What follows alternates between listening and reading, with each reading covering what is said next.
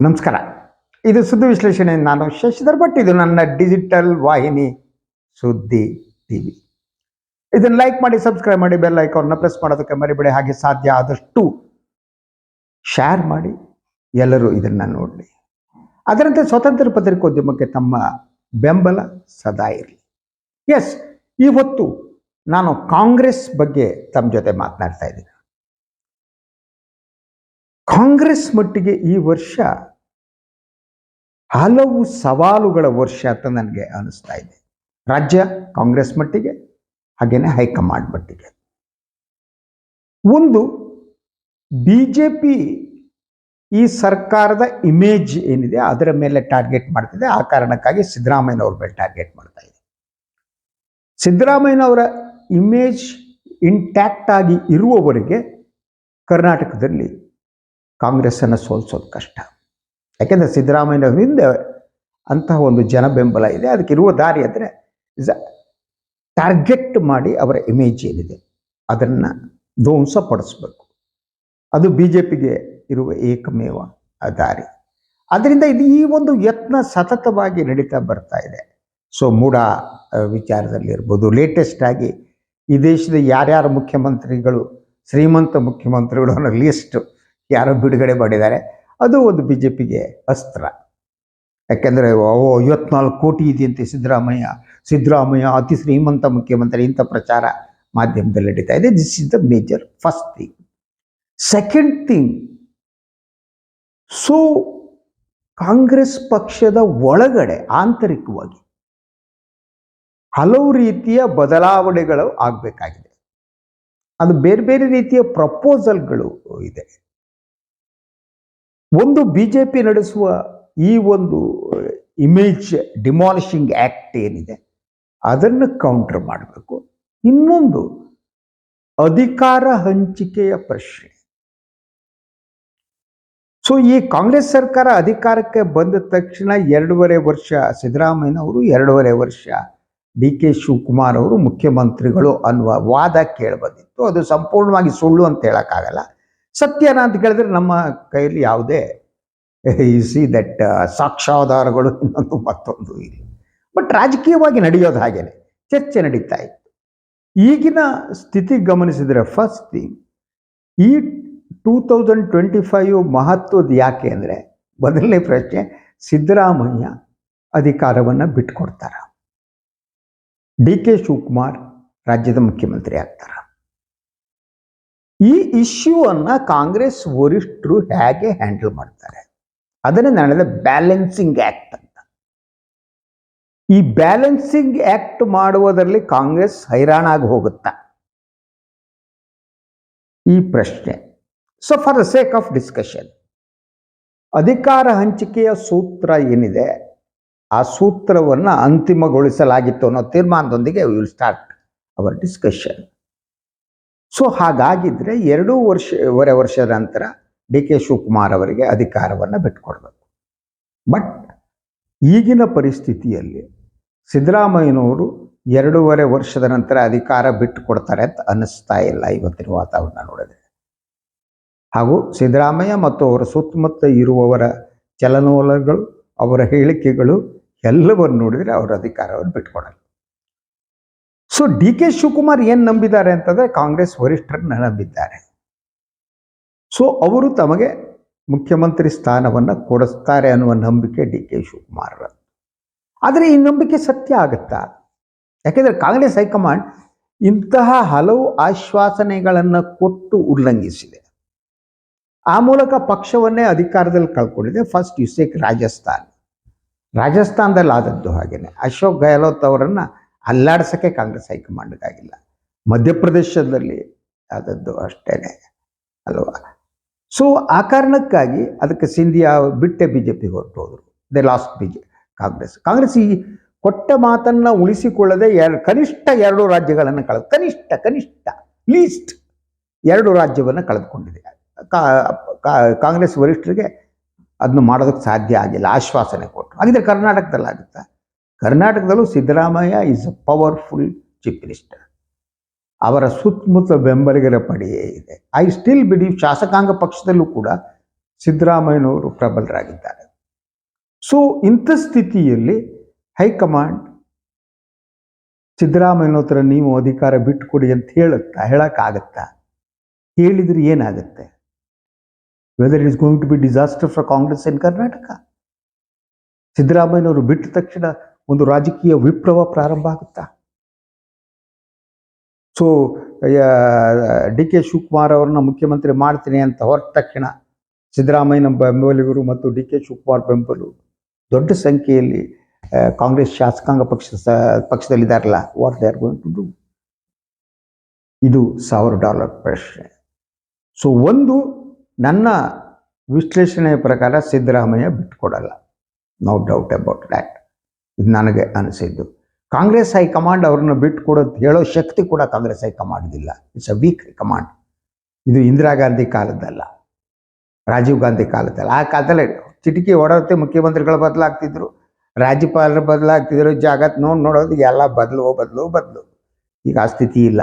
Congress high command ವೀಕವಾಗಿದೆ, ದುರ್ಬಲ ಆಗಿದೆ. ಆ ಕಾಂಗ್ರೆಸ್ ಹೈಕಮಾಂಡಿಗೆ ಯಾವುದಾದ್ರು ರೋಗಗಳು ಬಿಡೋದಿವೆ, ಅದ್ರ ಬಗ್ಗೆ ಇನ್ನೊಂದ್ಸಲ ಮಾತಾಡ್ತಾರೆ. ಆದ್ದರಿಂದ ಹೇಳೋ ಸ್ಥಿತಿ ಇಲ್ಲ. ಇನ್ನು come to the D K ಭಾಳ ಸಂದರ್ಭದಲ್ಲಿ ಸ್ಪಷ್ಟಪಡಿಸಿದ್ದಾರೆ, ತಾವು ಪಕ್ಷನಿಷ್ಠರು ಅನ್ನೋದು ಅದರಲ್ಲಿ ಯಾವ ಅನುಮಾನನೂ ಬೇಕಾಗಿಲ್ಲ. ಡಿ ಕೆ ಶಿವಕುಮಾರ್ ಪಕ್ಷನಿಷ್ಠೆಯನ್ನು nobody can question it. Is a man of commitment. ಆದರೆ ಅವ್ರಿಗೆ ಈ ಬಾರಿ ಅಧಿಕಾರ ಸಿಗುವ ಸಾಧ್ಯತೆ ಕಡಿಮೆ ಅನ್ನೋದು ನನಗನ್ನಿಸ್ತಾ ಇರೋದು. ಒಂದು, ಸನ್ಮಾನ್ಯ ಡಿ ಕೆ ಶಿವಕುಮಾರ್ ಅವ್ರನ್ನ ಕೌಂಟರ್ ಮಾಡೋದಕ್ಕೆ ಸಿದ್ದರಾಮಯ್ಯನವರ ಗುಂಪಿನವರು ಇನ್ನೊಬ್ಬರು ತಾವು ಶುರು ಮಾಡಿದ್ದಾರೆ. ಅನುಮಾನನೇ ಬೇಕಾಗಿಲ್ಲ. ಅದರ ಲೇಟೆಸ್ಟ್ ಥಿಂಗ್ ಈಗ ಹೇಳಬೇಕಾದ್ದು KPCC ಅಧ್ಯಕ್ಷ ಸ್ಥಾನ.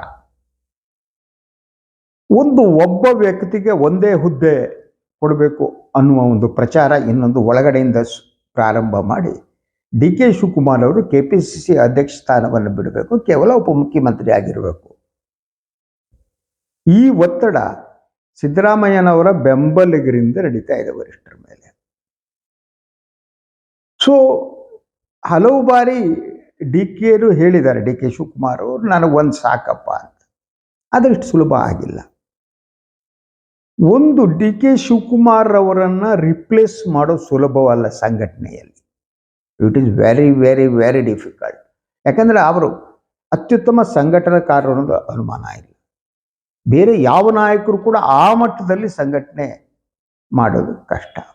ಆದರೆ ಈ ಒಂದು ಅಧ್ಯಕ್ಷ ಪದವಿಯನ್ನು ಅವರಿಂದ ಬಿಡಿಸುವ ಬಗ್ಗೆ ಈಗ 2 ದಿನಗಳ ಹಿಂದೆ ಸತೀಶ್ ಜಾರಕಿಹೊಳಿ ಅವರು ಒಂದು ಹೇಳಿಕೆಯನ್ನು ಕೊಟ್ಟಿದ್ರು, ನಿನ್ನೆನ ಮೊನ್ನೆನ ಅನ್ಸುತ್ತೆ. ಸೊ ಅಧ್ಯಕ್ಷ ಸ್ಥಾನದ ಬಗ್ಗೆ ಚರ್ಚೆ ನಡೀಬೇಕು. ಯಾರು ಅದು ಬಹಳ ಸ್ಪಷ್ಟವಾಗಿ that target is D K Shivakumar.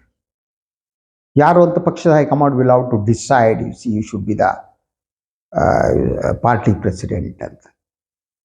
So ಅದು ಸುಲಭವಾದ್ದಲ್ಲ. ಆದರೆ ಟಾರ್ಗೆಟ್ ಮಾಡುವಂಥದ್ದು ಅಂದರೆ KPCC ಅಧ್ಯಕ್ಷ ಸ್ಥಾನದ ಮೇಲೆ ಟಾರ್ಗೆಟ್ ಮಾಡ್ತಾ ಮುಖ್ಯಮಂತ್ರಿ ಸ್ಥಾನದ ಮೇಲೆ ಡಿ ಕೆ ಟಾರ್ಗೆಟ್ ಮಾಡಬಾರ್ದು. It's A game. Politics is A beautiful game. So game. So ಆದರೆ ಇರುವ ಸಮಸ್ಯೆ ಏನು? ಹಾಗಿದ್ದರೆ ಪಕ್ಷದ ವರಿಷ್ಠರು ಸತೀಶ್ ಜಾರಕಿಹೊಳಿ ಅವರಿಗೆ KPCC ಅಧ್ಯಕ್ಷರ ಸ್ಥಾನವನ್ನು ಕೊಟ್ಟುಬಿಡ್ತಾರೆ. ಒಂದು, ಇದು ಸುಲಭವಾದುದಲ್ಲ. ಸನ್ಮಾನ್ಯ ಸತೀಶ್ ಜಾರಕಿಹೊಳಿ ಅವರು ಸಿದ್ದರಾಮಯ್ಯನವರಿಗೆ ಹತ್ತಿರರಾಗಿರುವುದರಿಂದ, ಬಹಳ ಕಾಲ ಜೊತೆಯಾಗಿರುವುದರಿಂದ ಡಿ ಕೆ ಶಿವಕುಮಾರ್ ಮತ್ತು ಅವರ ಗುಂಪಿನವರು ಸತೀಶ್ ಜಾರಕಿಹೊಳಿ ಪಕ್ಷದ ಅಧ್ಯಕ್ಷರಾಗುವುದಕ್ಕೆ ಮೊದಲನೇ ವಿರೋಧ ಮಾಡ್ತಾರೆ. It's a first thing. ಅದರ ಜೊತೆಗೆ ಸತೀಶ್ ಜಾರಕಿಹೊಳಿ ಅವರ ಇಮೇಜ್ ಇದೆಯಲ್ಲ, ಆ ಇಮೇಜ್ ಕೂಡ ಇಲ್ಲಿ ವರ್ಕೌಟ್ ಆಗೋ ಚಾನ್ಸಸ್ ಇದೆ. ಇಮೇಜ್ ಎಂಥದ್ದು? ಒಂದು, ಸತೀಶ್ ಜಾರಕಿಹೊಳಿ ಅಂದ ತಕ್ಷಣ ಅವರು ಸ್ಮಶಾನದಲ್ಲಿ ಪೂಜೆ ಮಾಡೋದು, ಮೂಢನಂಬಿಕೆಗಳನ್ನು ವಿರೋಧ ಮಾಡೋದು, ವೈಚಾರಿಕ ಮನಸ್ಥಿತಿ ಇಸಿ, ವೈಚಾರಿಕವಾಗಿ ಉನ್ನತ ಮಟ್ಟದಲ್ಲಿರುವಂಥದ್ದು, ಜಾತಿವಾದವನ್ನು ವಿರೋಧಿಸುವಂಥವ್ರು, ಬಸವಣ್ಣ ಬುದ್ಧನನ್ನು ನಂಬಿರುವಂಥವ್ರು. ಇದು ರಾಜಕೀಯದಲ್ಲಿ ಎಷ್ಟರ ಮಟ್ಟಿಗೆ ವರ್ಕೌಟ್ ಆಗುತ್ತೆ. ಸತೀಶ್ ಜಾರಕಿಹೊಳಿ ಅವ್ರನ್ನ ಲಿಂಗಾಯತರು ಒಕ್ಕಲಿಗರು ಸುಲಭವಾಗಿ ಒಪ್ಕೋತಾರೆ, ಒಪ್ಕೊಳ್ಳಲ್ಲ. ಆದರೆ ಒಬ್ಬ ಹಿಂದುಳಿದ ವರ್ಗದ ನಾಯಕರು ಏನಿದ್ದಾರೆ ಕಾಂಗ್ರೆಸ್ಸಿಗೆ ಆ ನಾಯಕತ್ವ ಸಕ್ಸಸ್ಫುಲ್ ಅನ್ನೋದು ತೋರಿಸ್ಕೊಟ್ಟಿದೆ ಸಿದ್ದರಾಮಯ್ಯ ಅವ್ರದ್ದೇ ಫಾರ್ ದಟ್ ಮ್ಯಾಟರ್. ಆದ್ದರಿಂದ ದಟ್ ಮೇಲ್ವರ್ಗದಗಳ ಅಸಹನೆಯ ನಡುವೆ ಕೂಡ ಸತೀಶ್ ಜಾರಕಿಹೊಳಿ ಸಕ್ಸಸ್ಫುಲ್ ಆಗ್ಬೋದು KPCC ಅಧ್ಯಕ್ಷ. ಆದರೆ DKಗೆ ಹೋಲಿಸಿದರೆ ಕೆಲವು ದೌರ್ಬಲ್ಯ ಕೂಡ ಇದೆ. ಒಂದು, ಅವರು ಓವರಾಲ್ DK ಮಾತನಾಡಿದಾಗ ಸತೀಶ್ ಜಾರಕಿಹೊಳಿ ಅವರು ಮಾತಾಡ್ತಾರೆ, ಅವ್ರ ಲ್ಯಾಂಗ್ವೇಜ್ ಯೂಸ್ ಇದ್ದಾರೆ, ಬೆಳಗಾವಿ ಕನ್ನಡ, ಅದು ಇನ್ನೊಂದು ಮತ್ತೊಂದು. ಸೊ ಅವರ ವೇ ಆಫ್ ಎಕ್ಸ್ಪ್ರೆಷನ್ ಇದೆಯಲ್ಲ, ಅವ್ರು ಎಕ್ಸ್ಪ್ರೆಸ್ ಮಾಡುವ ರೀತಿ ಇದೆಯಲ್ಲ, ಆ expression, way of expression DK Shivakumar ಅಷ್ಟು ಪವರ್ಫುಲ್ ಆಗಿಲ್ಲ. ಅವರು ಎಗ್ರೆಸಿವ್ ಆಗಿ ಯಾವತ್ತೂ ಅವರು ಭಾಷಣ ಮಾಡಲ್ಲ. ಸೊ ಎಗ್ರೆಸಿವ್ ಅಲ್ಲದ ಶಾಂತ ಸ್ವಭಾವದ ಒಬ್ಬ ನಾಯಕ KPCC ಅಧ್ಯಕ್ಷರಾದರೆ BJPಯನ್ನು ಕೌಂಟರ್ ಮಾಡೋಕ್ಕಾಗತ್ತ? ಕಷ್ಟ ಅಲ್ಲ. ಯಾಕಂದರೆ BJPಗಳು ಅರ್ಧಕ್ಕರ್ಧ ಕೂಗುಮಾರಿಗಳು ಅಂತ, ನಮ್ಮ ಆ್ಯಂಕರ್ಗಳಿದ್ದಂಗೆ ಕುಗ್ತಾ ಕುಗ್ತಾ ಕುಗ್ತಾ ಕುಗ್ತಾ ಇರೋದು ಅವರು ಕೂಗುಮಾರಿಗಳು ಅಂತಾರೆ ಅವರಿಗೆ. ಸೊ ಅಂತಹ ಕೂಗುಮಾರಿ BJPಯ ವಿರುದ್ಧ ನೀವು ಮಾತನಾಡಬೇಕಾದ್ರೆ ಗಟ್ಟಿ ಧ್ವನಿ ಬೇಕು, ಭಾಷೆ ಬೇಕು, ನರೇಷನ್ ಬೇಕು, ಅಗ್ರೆಸಿವ್ನೆಸ್ ಬೇಕು, ಕಾಲಿಯೋದು ಬೇಕು, ಬ್ಯಾಕ್ ಸ್ಟ್ಯಾಬ್ ಮಾಡೋದು ಗೊತ್ತಬೇಕು, ಕೌಂಟ್ರ್ ಮಾಡೋದು. ಅದು ಸತೀಶ್ ಜಾರಕಿಹೊಳಿ ವೀಕ್ನೆಸ್ ಅಂತ ಅನ್ಸುತ್ತೆ. ಇತ್ತೀಚೆಗೆ ನೋಡಿ, ಕಾಂಗ್ರೆಸ್ನಲ್ಲಿ ಆದ ಎಲ್ಲ ಬೆಳವಣಿಗೆ ಸಂದರ್ಭದಲ್ಲೂ ಒಂದು ಸತೀಶ್ ಜಾರಕಿಹೊಳಿ ತುಂಬ ಡಿಪ್ಲೊಮ್ಯಾಟಿಕ್ ಆಗಿ ಮಾತನಾಡೋದಕ್ಕೆ ಟ್ರೈ ಮಾಡಿದ್ದಾರೆ. ಅದರ ಜೊತೆಗೆ ಅವರು ಸಿದ್ದರಾಮಯ್ಯನವ್ರಿಗೆ ಹತ್ತಿರವಾಗಿದ್ದರೂ ಕೂಡ ನಾನು ಹತ್ತಿರ ಅಲ್ಲವೇನೋ ಅಂತ ತೋರಿಸ್ಕೊಳ್ಳೋಕೆ ಟ್ರೈ ಮಾಡಿದ್ದಾರೆ. ಯಾವುದೇ ವಿಚಾರದ ಬಗ್ಗೆ ಅಗ್ರೆಸಿವ್ ಆಗಿ ಮಾತಾಡಿಲ್ಲ. ಅವರು ಸೆಟಲ್ಡ್ ಆಗಿ ಮಾತಾಡ. ಫಾರ್ ಎಕ್ಸಾಂಪಲ್, ಬೆಳಗಾವಿಯಲ್ಲಿ ನಡೆದ CT ರವಿ ಪ್ರಕರಣ, ಹಾಗೆಯೇ ಬೆಳಗಾವಿಯಲ್ಲೇ ಸತೀಶ್ ಜಾರಕಿಹೊಳಿ ಲಕ್ಷ್ಮೀ ಹೆಬ್ಬಾಳ್ಕರ್ ನಡುವೆ ಕೆಲವು ಭಿನ್ನಾಭಿಪ್ರಾಯಗಳಿವೆ. ಸೊ ಸತೀಶ್ ಜಾರಕಿಹೊಳಿ ಅವ್ರನ್ನ ಕೌಂಟರ್ ಮಾಡೋದಕ್ಕೇ ಲಕ್ಷ್ಮೀ ಹೆಬ್ಬಾಳ್ಕರಿಗೆ ಅನಗತ್ಯ ಒಂದು ಸ್ಥಾನಮಾನ ಇನ್ನೊಂದು ಕೊಡಲಾಗ್ತದೆ ಅನ್ನೋ ಮಾತಿದೆ ಕೌಂಟರ್ ಮಾಡೋದಕ್ಕೆ. ಆ ಲಕ್ಷ್ಮೀ ಹೆಬ್ಬಾಳ್ಕರ್ ಹಿಂದ್ಗಡೆ ಯಾರಿದ್ದಾರೆ ನಾನು ಹೇಳಬೇಕಾಗಿಲ್ಲ. ಸೊ ಇಂಥ ಸಿಚುವೇಶನ್ನಲ್ಲಿ how it's going to be helpful for Congress ಅಂತ ಸತೀಶ್ ಜಾರಕಿಹೊಳಿ ಬರೋದು. ಸತೀಶ್ ಜಾರಕಿಹೊಳಿ ನಿಜವಾಗಿ ಅಧ್ಯಕ್ಷ ಸ್ಥಾನವನ್ನು ಬಯಸ್ತಿದ್ದಾರೋ ಅಥವಾ DK ಶಿವಕುಮಾರ್ನ ಕೌಂಟರ್ ಮಾಡೋದಕ್ಕೆ ಸತೀಶ್ ಜಾರಕಿಹೊಳಿ ಅವ್ರನ್ನ ಮುನ್ನೆಲೆಗೆ ತರಲಾಗಿದೆಯಾ? ಈ ಎರಡೂ ಸಾಧ್ಯತೆಗಳಿವೆ. ಒಂದು, ಮಂತ್ರಿಯಾಗಿ ಭಾಳ ಕೆಲಸ ಮಾಡಿರೋದ್ರಿಂದ ಅಧ್ಯಕ್ಷರಾಗೋಣ ಅನ್ನೋ ಆಸೆ ಇರ್ಬೋದು ಸತೀಶ್ ಜಾರಕಿಹೊಳಿ ಅವರಿಗೆ. ತಾವು ಅಧ್ಯಕ್ಷರಾದರೆ ಮುಂದೆ ಮುಖ್ಯಮಂತ್ರಿ ಸ್ಥಾನದ ಸ್ಪರ್ಧಿ ಆಗ್ಬೋದು, ಆ ಕಾರಣಕ್ಕೆ ಅಧ್ಯಕ್ಷ ಆಗ್ತಿರ್ತಾರೆ. ಮತ್ತು ಅವರಿಗೇನು ಮಂತ್ರಿಯಾಗಿ ಖಾಸಗಿ ಮಾಡಬೇಕು ಅಂತಿಲ್ಲ. ಅವರು ಫೈನಾನ್ಸಿಯಲಿ ಅವರದ್ದು ಸಕ್ಕರೆ ಕಾರ್ಖಾನೆ ಇದೆ, ಬಿಸ್ನೆಸ್ ಮ್ಯಾನ್, ಲೇಔಟ್ಗಳಿವೆ, ಇನ್ನೊಂದಿವೆ. ಆದ್ದರಿಂದ ಅವರಿಗೆ ಮಂತ್ರಿಯಾಗಿ ದುಡ್ಡು ಮಾಡಬೇಕು ಅಂತಿಲ್ಲ. ಆದ್ದರಿಂದ ಅವರು is trying to get KPCC presidentship. So ಸಿದ್ದರಾಮಯ್ಯನವರು ಕೂಡ ಇದಕ್ಕೆ ಒಪ್ಬೋದು, ವಿರೋಧ ಮಾಡಲ್ಲ ಅಂತ. ಆದರೆ DK ಶಿವಕುಮಾರ್ ಅವರ ಬೆಂಬಲಿಗರು, ಸುತ್ತಮುತ್ತ ಇರೋರು, ಅವರು ಎಷ್ಟರ ಮಟ್ಟಿಗೆ ಇದನ್ನು ಒಪ್ಕೋತಾರೆ ಅನ್ನೋದು ಪ್ರಶ್ನೆ. ಅದು ಏನೇ ಇರಲಿ, Congress will have to act ನಾವು ಅಂತ. ಈಗ ಬೇಕಾಗಿದೆ ಒಬ್ಬರು 2 ಹುದ್ದೆಗಳನ್ನ ಸಂಭಾಳಿಸುವುದು ಈಗ ಕಷ್ಟ. ಮಂತ್ರಿಯಾಗಿ ಜೊತೆ KPCC ಅಧ್ಯಕ್ಷರ 2 ಮಾಡೋದು ಕಷ್ಟ. ಯಾಕಂದರೆ BJP ಹೆಚ್ಚು ಅಗ್ರೆಸಿವ್ ಆಗಿದೆ ಈಗ. ಸೊ ಅನುಮಾನ ಬೇಕಾಗಿಲ್ಲ, ಸಣ್ಣ ಪುಟ್ಟ ವಿಚಾರ ಹಿಡ್ಕೊಂಡು. ಯಾಕಂದರೆ BJP ಯಾವಾಗಲೂ ಈ ಪ್ರತಿಪಕ್ಷವಾಗಿ ಚೆನ್ನಾಗಿ ಕೆಲಸ ಮಾಡ್ತಾರೆ. ಅಧಿಕಾರಕ್ಕೆ ಬಂದ್ರೆ ಗಾನ್ ಕೇಸ್ ಅವ್ರಿಗೆ ಅಧಿಕಾರ ಮಾಡೋಕ್ಕೆ ಬರಲ್ಲ. ಆಗ್ರಹದಲ್ಲಿ ಸಿಕ್ಕಾಕತ್ತಾರೆ, ಇನ್ನೊಂದು ಆಗ್ತಾರೆ, ಮತ್ತೊಂದು ಆಗ್ತಾರೆ, ಬಜೆಟಿಂಗ್ ಇಲ್ಲ, ಯಾರ ಮಠ ಗೀಟ ಮತ್ತು ಅವ್ರಿಗೆ ಎಲ್ಲರಿಗೂ ದುಡ್ಡು ಕೊಟ್ಟು ಮಹಾರಾಜರ ಟೈಪ್ ಮಾಡಿಬಿಟ್ಟು ಎದ್ದು ಹೊಂಟ ಹೋಗ್ಬಿಡ್ತಾರೆ. ಕಮಿಷನ್ ಎಲ್ಲ ಚೆಕ್ನಲ್ಲಿ ತಗೊಬಿಡ್ತಾರೆ. ಕಾಂಗ್ರೆಸ್ಸಿಗಿರೋ ಬುದ್ಧಿವಂತಿಕೆನೂ ಇಲ್ಲ. ಕಮಿಷನ್ ಎಲ್ಲ ಚೆಕ್ನಲ್ಲಿ ತಗೊಬಿಟ್ಟು ಸಿಕ್ಕಾಕೊಂಡು ಏನೇನೋ ಮಾಡ್ಕೊಬಿಡ್ತಾರೆ. ಸೊ ಅಪೋಸಿಷನ್ನಲ್ಲಿ BJP ಆಲ್ವೇಸ್ ವಿಲ್ ಸಣ್ಣ ವಿಚಾರ. ಈಗ ನೋಡಿ, ಪ್ರಿಯಾಂಕಾ ಖರ್ಗೆ ವಿಚಾರವನ್ನು ಹೆಂಗೆ ಎತ್ಕೊಂಡಿದ್ದಾರೆ ಅಂತ, they will do like that. So ಅದರಿಂದ ಇದನ್ನು ಕೌಂಟರ್ ಮಾಡೋದಕ್ಕೆ ಒಂದು ಪವರ್ಫುಲ್ ಮುಖ್ಯಮಂತ್ರಿಯ ಜೊತೆಗೆ ಒಂದು ಪವರ್ಫುಲ್ ಆದ KPCC ಅಧ್ಯಕ್ಷರು, ಫುಲ್ ಟೈಮ್ ಅಧ್ಯಕ್ಷರು ಬೇಕಾಗುತ್ತೆ. ಅದಿಲ್ಲದಿದ್ದರೆ ಕಾಂಗ್ರೆಸ್ಸಿಗೆ ಇಟ್ ಈಸ್ ಡಿಫಿಕಲ್ಟ್. ಸೊ ಈ 2025 I believe Congress will act ಅಂತ, ಹೈಕಮಾಂಡ್ ವಿಲ್ ಆ್ಯಕ್ಟ್. KPCC ಅಧ್ಯಕ್ಷರನ್ನು ಹೊಸಬರ ಬದಲಾವಣೆ ಮಾಡ್ಬೋದು. ಆದರೆ ಅವರ ಅಧಿಕಾರ ಹಂಚಿಕೆಯ ಸೂತ್ರ ಮಾತ್ರ 2025 ಜಾರಿಗೆ ಬರುತ್ತೆ ಅಂತ ನಾನು ನಂಬಿಲ್ಲ. ಏನೇ ಇರಲಿ, Congress high command is not powerful. ಸಿದ್ದರಾಮಯ್ಯನವರನ್ನು ಅವರ ಬೆಂಬಲಿಗರನ್ನು ವಿರೋಧಿಸುವ ಶಕ್ತಿ ಕೂಡ ಕಾಂಗ್ರೆಸ್ ಹೈಕಮಾಂಡ್ ಇಲ್ಲ.